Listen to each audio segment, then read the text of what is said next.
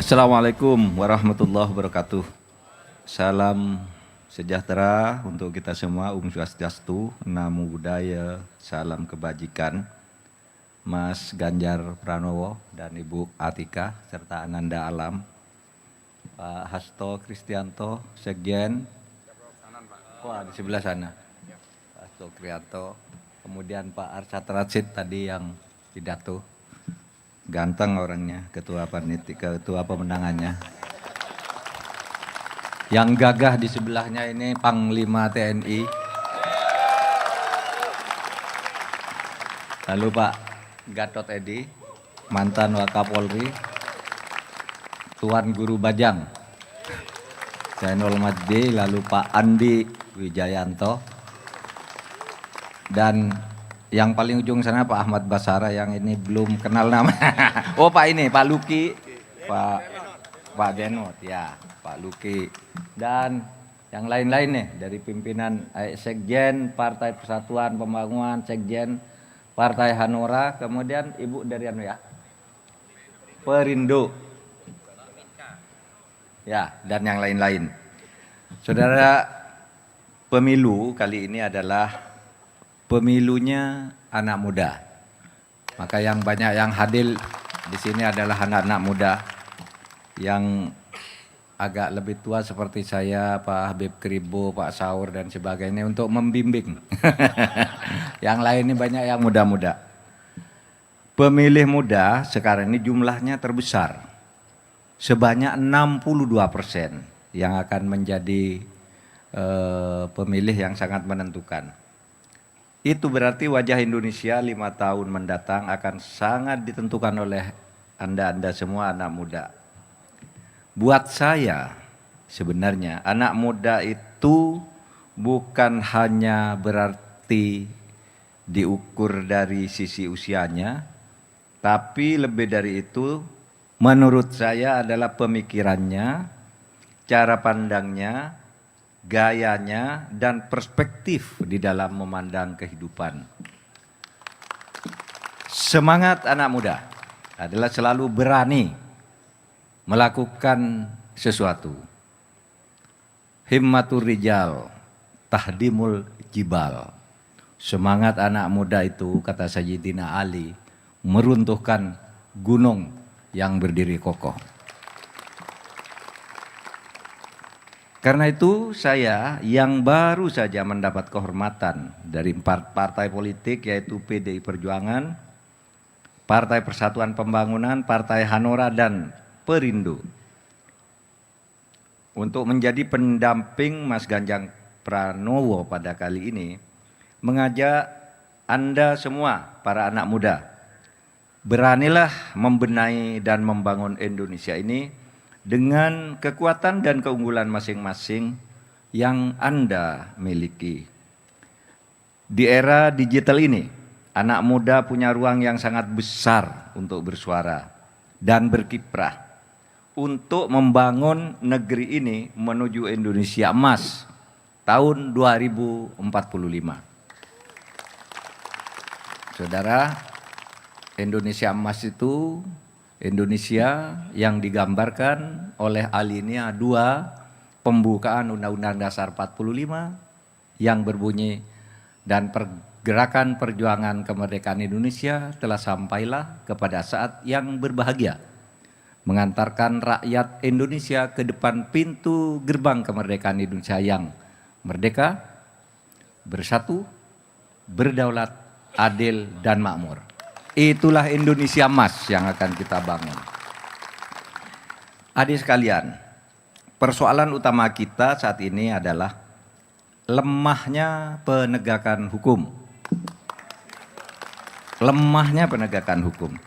Kalau di Indonesia ini penegakan hukum bisa dilakukan dengan baik dan benar, maka menurut saya meskipun angka 50% ini adalah dugaan yang sifatnya kuantitatif, taruhlah separuh gitu. Menurut saya separuh dari seluruh persoalan bangsa ini bisa selesai. Kalau hukumnya bagus, maka ekonomi akan bagus, infrastruktur akan bagus, kehidupan lain pun akan bagus. perdagangan, dan lain-lain. Saudara, penegakan hukum dengan demikian harus memberikan kepastian hukum ke atas.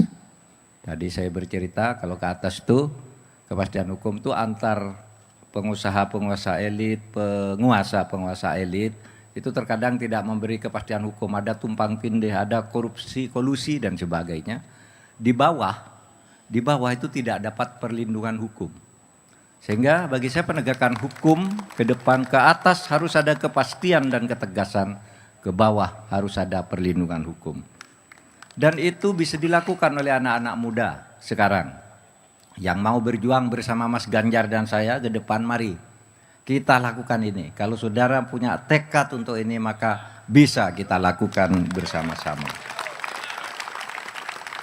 Saudara, semangat untuk membersihkan Indonesia dari korupsi, untuk menuju peta jalan Indonesia Emas tahun 2025 dengan bonus demografi dan kondisi geografis Indonesia yang kaya akan sumber daya alam.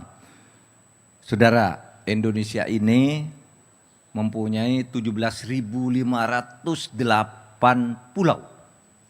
17.508 pulau. Penduduknya 276 juta. Sangat luas dan sangat besar jumlahnya. Ini kalau kita kelola dengan baik, apalagi dengan sumber daya alam yang luar biasa.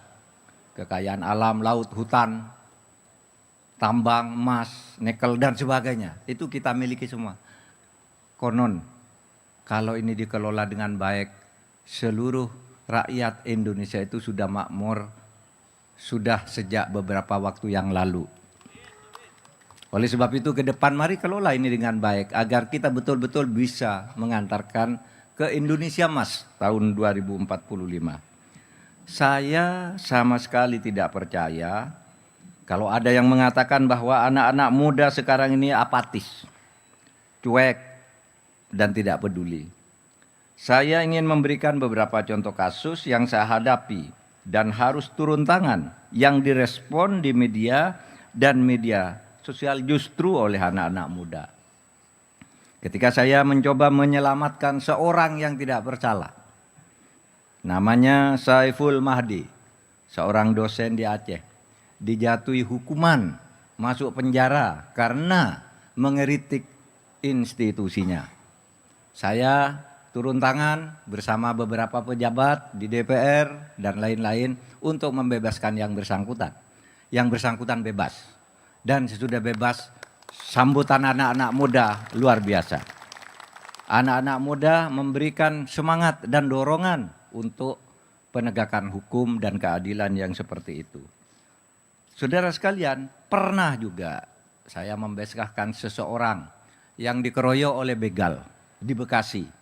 Dikeroyok oleh begal di Bekasi, dia kemudian melawan dan membunuh salah satu begal. Tiba-tiba saat itu juga yang bersangkutan ditangkap oleh polisi dan dijadikan tersangka. Saya sampaikan ke Presiden bahwa ini tidak benar menurut hukum. Karena orang membela diri dan membunuh si begal kemudian dihukum. Besoknya anak ini dibebaskan oleh polisi dan justru diberi penghargaan. Dan anak-anak muda memberikan dukungan terhadap sikap dan ketegasan pemerintah yang seperti ini. Halo, selamat berjumpa dengan saya Anika, pembaca berita podcastnews.id. Saksikan terus konten-konten menarik dari kami. Jangan lupa subscribe, like, dan komen. Terima kasih.